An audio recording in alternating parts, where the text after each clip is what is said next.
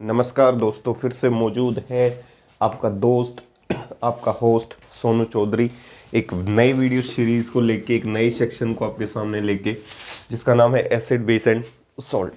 कल का जो टॉपिक हुआ था वो आप जाके देख सकते हैं। कंप्लीट न्यूट्रलाइजेशन रिएक्शन के ऊपर एक वीडियो बनाई गई है सेपरेट, ताकि आपको किसी भी प्रकार की कोई दिक्कत ना हो। छोटे से छोटे क्वेश्चन का भी उसमें ध्यान रखा गया है। तो उम्मीद करता हूँ जो चीज़ आपको कंटेंट प्रोवाइड किया जा रहा है मेरे द्वारा, मेरी कोशिश के द्वारा, तो उम्मीद करता हूँ वो कंटेंट आपको पसंद आ रहा होगा। उसी वीडियो सीरीज़ को कंटिन्यू करने से पहले हमेशा की तरह आपको हंसाने के लिए और गुदगुदाने के लिए चार लाइनें ध्यान से सुननी है। एक टीचर ने अपने किसी स्टूडेंट से पूछा कि भाई एक शब्द होता है that is called I love you, इसका मीनिंग क्या है? टीचर बताओ, आई लव यू शब्द का आविष्कार किस देश में हुआ? स्टूडेंट भी बड़ा तेज था भाई। टीचर ने पूछा कि बताओ आई लव यू शब्द का आविष्कार किस देश में हुआ? स्टूडेंट, चाइना में। टीचर, वो कैसे? स्टूडेंट, इसमें सारे चाइनीज़ गुण हैं, न कोई गारंटी है न कोई वारंटी है, चले तो चांद तक न चले तो शाम तक। तो उम्मीद करता हूँ ये छोटा सा हंसी मजाक का जो कार्यक्रम है ये आपको पसंद आया होगा। अब मुख्य रूप से जिस चीज़ के लिए हम यहाँ पहुँचे हैं वो है हमारे कंटेंट के बारे में, कि जी लास्ट समय हमने क्या किया था। आज जो कंटेंट है उसको रैप अप कर देते हैं। बेस का जो कंटेंट है उसे कंप्लीट करने की कोशिश करते हैं इस वीडियो सेक्शन के अंदर। तो वीडियो सेक्शन में जैसे हमने एसिड की डाइल्यूशन की थी सेपरेटली, वैसे ही अब की बार किसकी डाइल्यूशन करनी है? बेस की। तो as it is same concept के साथ आपको डाइल्यूशन करना है। कंसेप्ट का नाम है how to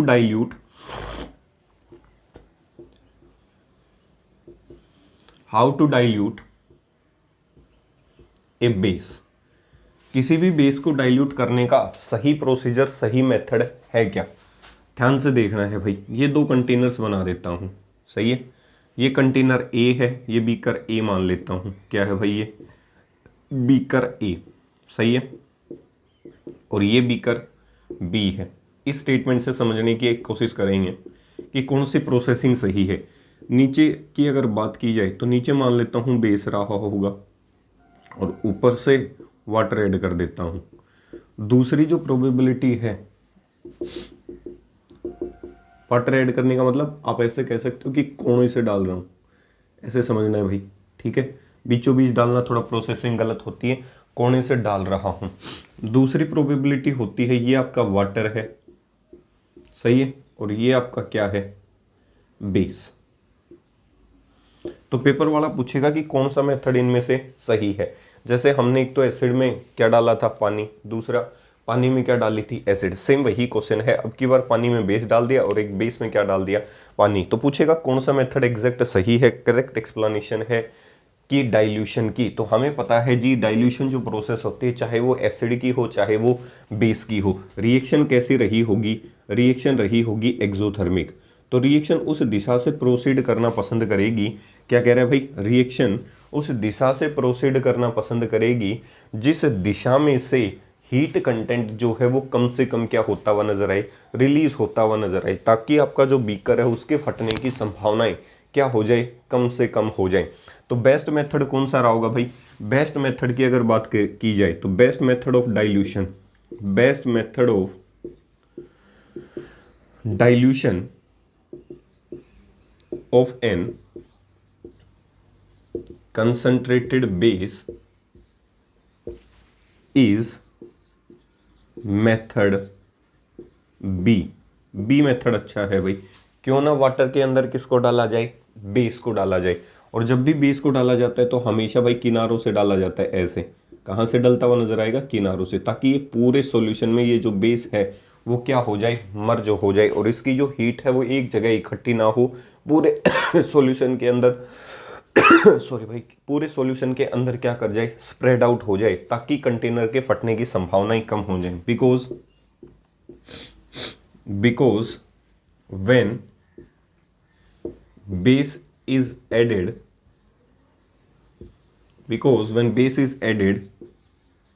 near to the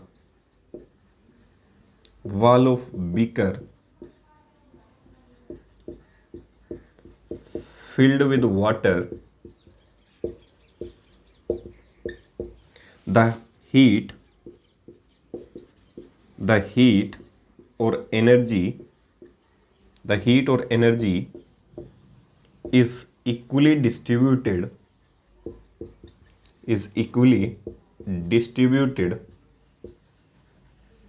throughout the solution, and hence energy energy released is not too much,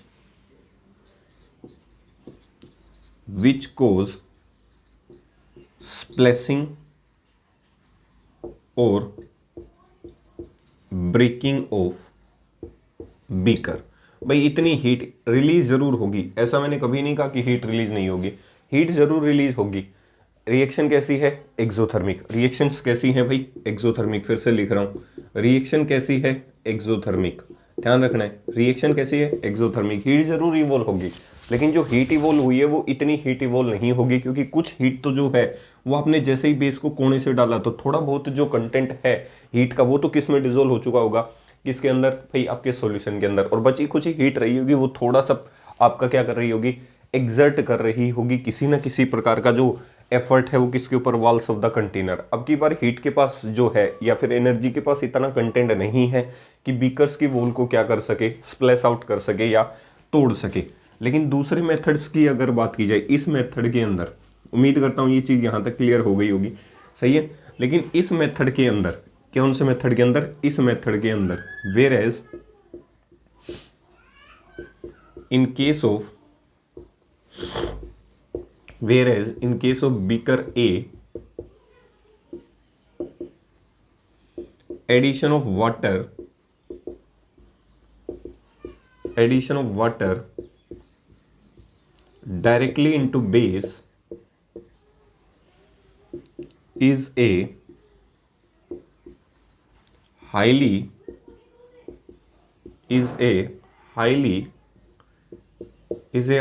exothermic process. The amount of heat evolved is too much,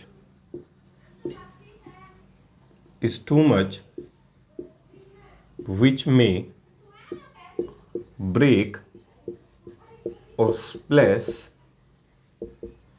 the wall of beaker A and cause damage. इसीलिए पहला जो method है वो उसको preferably suitable नहीं है, क्योंकि reaction इतनी हाईली एक्सोथर्मिक होती है जिसकी वजह से कंटेनर की वॉल्स क्या कर सकती है? फट सकती है। जो हीट है वो इक्वली डिस्ट्रीब्यूट नहीं हुई, एक जगह हीट कंटेंट ज़्यादा हो गया जिसकी वजह से हीट को मौका मिल गया क्या लगाने का?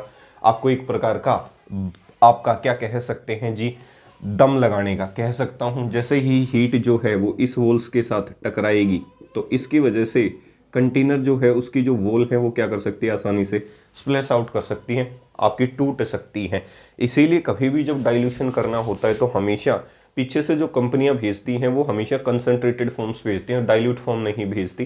तो उसको स्कूल के अंदर जब भी कंसंट्रेटेड करना होता है या कॉलेज के अंदर जब भी कंसंट्रेटेड को डाइल्यूट करना होता है तो उस समय हम क्या करते हैं? आपका जो वाटर होता है उसके अंदर जो भी इंडिविजुअल एसिड है या जो भी इंडिविजुअल बेस है उसको ऐड करना शुरू करते हैं, ताकि रिएक्शन एक्सोथर्मिक तो हो लेकिन इतनी हीट इवॉल्व ना कर पाए कि वो आपको या आपका जो कंटेनर है उसको क्या कर सके? डैमेज कर सके। तो उम्मीद करता हूँ ये छोटा सा वीडियो सेक्शन जो था कि डाइल्यूट कैसे करना है किसी भी बेस को, तो ये आपको पूर्ण रूप से पसंद आया होगा। उम्मीद करता हूँ यहाँ तक ये सेक्शन आपको क्लियर हो गया होगा कि किसी भी एसिड या बेस को डाइल्यूट कब किया जाता है, जब वो कंसंट्रेटेड फॉर्म के अंदर रहा होगा, कैसे किया जा सकता है। अगला टॉपिक आता है कि डाइल्यूशन अगर आपने की होगी तो उसकी वजह से बेस के ऊपर क्या प्रभाव पड़ा होगा, उसकी कंसंट्रेशन पे क्या प्रभाव पड़ा होगा। Effect of dilution, effect on dilution on concentration of base. Concentration का मतलब होता है भाई मोल पर लीटर, मतलब 1 लीटर सॉल्यूशन के अंदर कितने नंबर ऑफ मोल्स आपके मौजूद हैं, डेट इज कॉल्ड कंसंट्रेशन।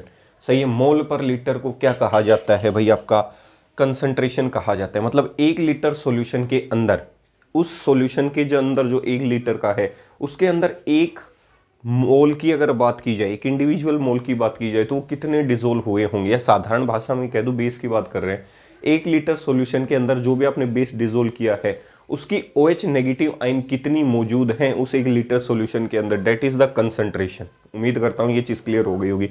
अब आपको पता है कि सॉल्यूशन आपने फिक्स कर दिया 1 लीटर का है। अब जैसे ही 1 लीटर से ज्यादा सॉल्यूशन होने को लगेगा, जैसे ही सॉल्यूशन कितने से ज्यादा होने को लगेगा भाई, मान लेता हूं आपका जो ये कंटेनर है वो कितने लीटर का है, 1 लीटर का है। कितने लीटर का है भाई ये कंटेनर, 1 लीटर का मान लेता हूं। अब जैसे ही आप फर्दर डाइल्यूशन करना शुरू करेंगे, क्या करना शुरू करेंगे, डाइल्यूशन, तो इसकी वजह से आपका जो कंटेनर है वो भरना शुरू कर देगा। क्या करना शुरू कर देगा, और इसमें क्या है आपका बेस, और बेस के पास क्या होती है, OH नेगेटिव आयन। जैसे ही ये कंटेनर 1 लीटर से ऊपर भर जाएगा तो आपकी सॉल्यूशन में से जो OH नेगेटिव आयन है वो बाहर गिरना शुरू कर देंगी, और जिसकी वजह से डाइल्यूशन करने की वजह से जो बेस की कंसंट्रेशन थी वो धीरे धीरे सॉल्यूशन में क्या करना शुरू कर देगी, घटना शुरू कर देगी। तो जब तक 1 लीटर का कार्यक्रम था तब तक कंसंट्रेशन पे प्रभाव नहीं हो पा रहा था, लेकिन जैसे जैसे आपने डाइल्यूट करना शुरू किया, धीरे धीरे डाइल्यूट करते रहे, तो कंसंट्रेशन जो है, जो मात्रा है उसके अंदर डाइल्यूशन की वजह से वो बढ़ गई, लेकिन सॉल्यूशन के अंदर जो मेन कंपोनेंट था, जो OH नेगेटिव आयन था, उसकी मात्रा धीरे धीरे क्या करने लगी, घटने लगी। तो क्या कह सकता हूं यहां से, ऑन डाइल्यूशन, छोटा सा टॉपिक है भाई, on dilution the concentration of OH negative ion, produced or obtained from a base decreases। ठीक है जी, डाइल्यूशन की वजह से OH नेगेटिव आयन की कंसंट्रेशन डिक्रीज हो जाती है इन ए गिवन पर लीटर सॉल्यूशन। अगर वो सॉल्यूशन पर लीटर का बना रखा है और डाइल्यूशन आप लगातार करते हुए जा रहे हो, तो जिसकी वजह से OH नेगेटिव आयन की जो कंसंट्रेशन है वो सॉल्यूशन में से धीरे धीरे कम होना शुरू हो जाएगी, जिसकी वजह से आपका सॉल्यूशन में से जो OH नेगेटिव आयन की संख्या है वो भी क्या करना शुरू कर देगी, घटना शुरू कर देगी। तो उम्मीद करता हूं कि आपको पीछे भी पढ़ाया था एसिड्स की डाइल्यूशन में कि उसकी H+ आयन की कंसंट्रेशन पर यूनिट वॉल्यूम में घट जाती है, या फिर आप यहां कह सकते हो कि अब की बार OH नेगेटिव आयन की कंसंट्रेशन पर यूनिट वॉल्यूम में आसानी से क्या कर जाती है, घट जाती है। तो एक छोटा सा वीडियो सेक्शन था किसके ऊपर, effect of dilution on concentration of base, base के ऊपर किस प्रकार से प्रभाव रहा होगा जब आपने डाइल्यूशन किया होगा तब। तीसरा, द मोस्ट इंपॉर्टेंट टॉपिक, तीसरा इंपॉर्टेंट टॉपिक की बात की जाए तो हमेशा की तरह हम अपने सेक्शंस को सेपरेटली करते हैं कि यूजेस ऑफ क्या, बेस। जो जो बेस हमने पढ़े हैं, आज भाई बेस का टॉपिक पूर्ण रूप से कंप्लीट हो जाएगा, किसी भी प्रकार का कोई भी टॉपिक नहीं छोड़ा गया, पूर्ण रूप से कवर करवा दिया गया है। कल से हम बात करेंगे किसके बारे में, जब एसिड हो चुका, बेस हो चुका, तो उसको पता करने का माध्यम क्या रहा होगा, that is called pH scale. उसके इतिहास से लेकर उसके न्यूमेरिकल तक पहुंचने की कोशिश करेंगे, फिर सोल्ट्स के बारे में करेंगे, फिर इंडिविजुअल स्टडीज की प्रिपरेशन करेंगे, और लास्ट में आपको इंडिकेटर्स पढ़ाए जाएंगे। इंडिकेटर्स बचे हुए हैं भाई, ध्यान रखना इस चीज़ का। यूजेज ऑफ बेस की अगर बात की जाए तो सबसे पहले जो बेस हमने यूज़ किया था डेट इज कोल्ड NaOH, जिसे हमने क्या कहा था, कास्टिक सोडा कहा था। सही है, इधर बेसिस लिख देता हूँ, इधर उनके यूज लिख देता हूँ। इंपॉर्टेंट यूज याद होने चाहिए भाई, ठीक है। होने को बहुत सारी चीज़ें होती हैं, लेकिन कुछ एक इंपॉर्टेंट चीज़ें होती हैं जो याद होनी चाहिए। It is used in preparation of soap, soap की प्रिपरेशन पढ़ेंगे भाई। ये कहाँ यूज़ किया जाता है, सोप की जो प्रिपरेशन होती है NaOH जो कास्टिक सोडा है वो सोप की प्रिपरेशन में इस्तेमाल किया जाता है। दूसरा कहाँ इस्तेमाल किया जाता है भाई आपका, it is used as a lab reagent, it is used as a lab reagent, ये तो सभी में यूज़ होगा भाई, it is used as a lab reagent. सही है। तीसरा, it is used in mercerization of cotton, mercerization, it is used in mercerization of cotton. जो कॉटन होता है उसको जो चमक देनी होती है वो भी किससे दी जाती है? मर्सराइजेशन का मतलब होता है शाइनिंग सरफेस क्रिएट करना जो कॉटन की है। कॉटन का जो शुरू में आपने कलर देखा होगा वो डल कलर सा होता है, उसको शाइन अगर उसकी सरफेस को प्रोवाइड करनी है तो आप किसका इस्तेमाल कर सकते हैं भाई? कास्टिक सोडा का इस्तेमाल कर सकते हैं। तो उम्मीद करता हूँ ये चीज़ यहाँ तक आपको क्लियर हुई होगी। दूसरा और कहाँ यूज़ कर सकते हैं? It is also used to prepare aqua regia solution, पीछे पढ़ाया था भाई। It is also use to prepare aqua regia solution. Aqua regia solution क्या था? It is a 3:1 mixture of HCl, sorry भाई, sorry, it is a, sorry भाई, ये point नहीं है भाई, ध्यान रखना। एक्वा रिजिया में क्या होता है? HCl और नाइट्रिक एसिड होता है। उसकी जगह की अगर बात की जाए दूसरी, इसका जो इम्पोर्टेंस होता है, माफ़ी चाहूँगा भाई, तबीयत ठीक नहीं होने के कारण ये जो पॉइंट है, ये जो कंटेंट है, ये गलती से लिखा गया। एक्वा रिजिया होता है 3:1 मिक्सचर ऑफ HCl और क्या होता है? Nitric acid. दूसरा आपका जो ये है क्या कंपोनेंट है? NaOH। इसकी अगर बात की जाए तो ये क्या है? अच्छा खासा बेस है। It is act as a strong base and help in formation of various salts. Strong base होने की वजह से अलग अलग प्रकार के सोल्ट की प्रिपरेशन में NaOH का इस्तेमाल किया जाता है, क्योंकि सोल्ट की प्रिपरेशन भी होती है, सोल्ट भी प्रिपेयर किए जाते हैं, उनकी प्रिपरेशन में भी किसका इस्तेमाल किया जाता है? NaOH का। इसके बाद अगला जो है that is called caustic potash. अगला क्या है भाई? कास्टिक पोटास है। ये कहाँ यूज़ किया जाता है? ये भी सोप प्रिपरेशन में यूज़ किया जाता है।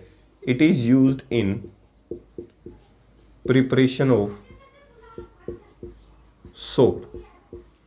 दूसरा और कहाँ यूज़ कर सकते हैं? पेपर इंडस्ट्री में भी आप इसे यूज़ कर सकते हैं। इट इज़ यूज्ड इन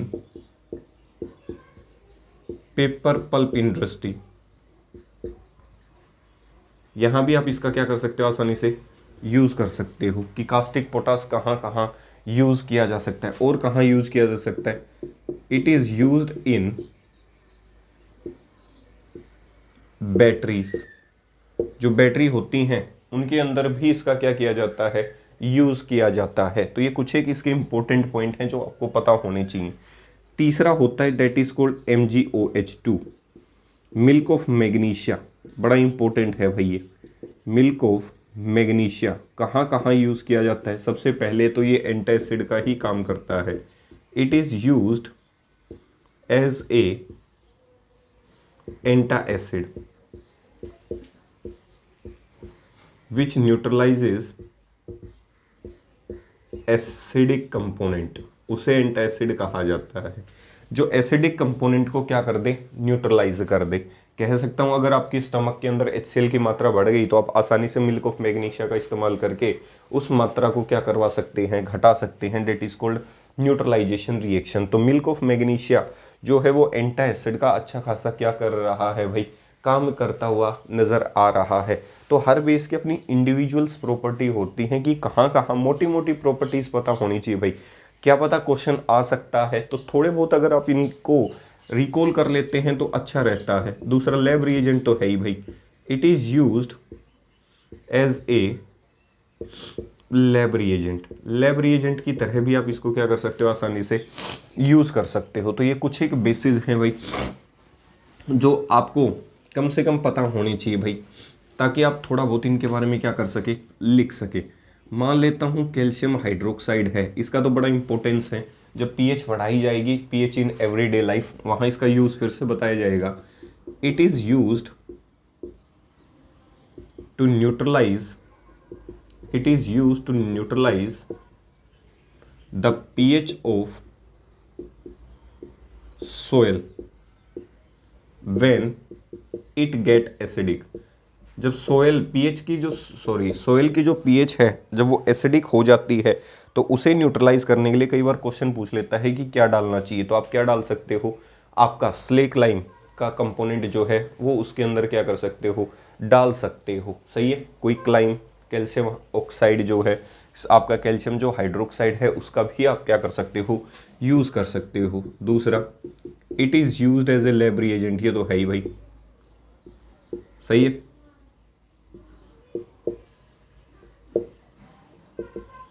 तीसरा, और कहाँ इसका इस्तेमाल कर सकते हो, it is used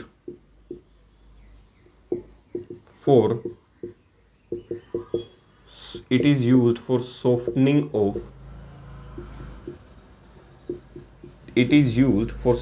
of temporary hardness of water.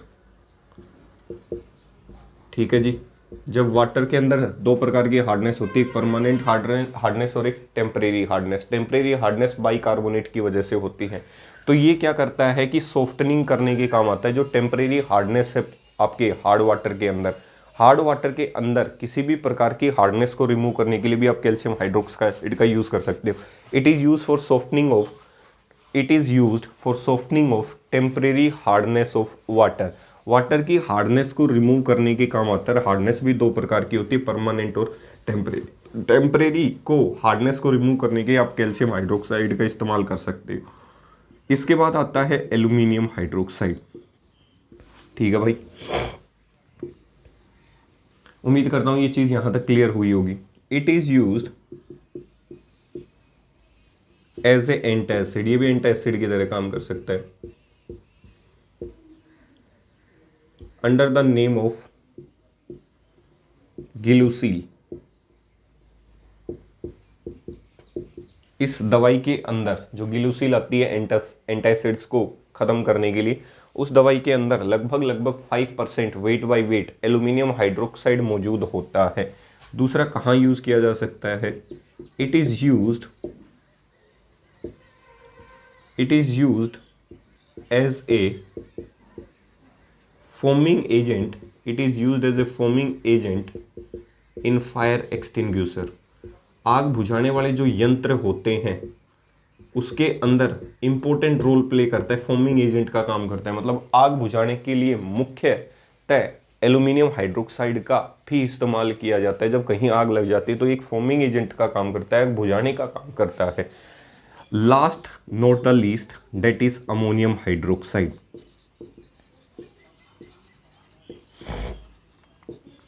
ठीक है जी, काफी वीक बेस है लेकिन बड़े ही काम का है।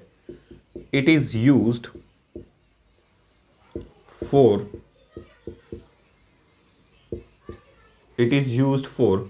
cleaning of oil or grease particle from the clothes। अगर मान लो कहीं दाग धब्बे लग गए ऑयल के या ग्रीस के, उसको साफ करने के लिए आप आसानी से किसका इस्तेमाल कर सकते हो, अमोनियम हाइड्रोक्साइड का इस्तेमाल कर सकते हो। तो ये एक छोटा सा वीडियो सेक्शन था जो आपके सामने आपके छोटे भाई द्वारा पेश किया गया। उम्मीद करता हूँ ये वीडियो सेक्शन आपको पसंद आया होगा। तो जाने से पहले हमेशा की तरह वीडियो सेक्शन को एक अच्छे और लाइटर नोट के साथ ख़त्म करते हैं। ध्यान से सुनना है। ध्यान से, क्या कह रहा है भाई, इश्क के ख्याल बहुत हैं। क्या कह रहा है भाई, इश्क के ख्याल बहुत है, इश्क के चर्चे बहुत हैं, सोचते हैं हम भी कर लेते इश्क। क्या कह रहे हैं, सोचते हैं हम भी कर लेते इश्क, पर सुने हैं इश्क में खर्चे बहुत हैं।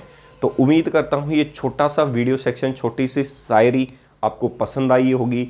अब आपका दोस्त, आपका होस्ट आपसे विदा लेना चाहेगा। तब तक के लिए खुश रहें, मस्त रहें, मेहनत करते रहें। जीवन में मेहनत करने से आगे बढ़ा जाता है, ना कि किसी की चमचागिरी करने से।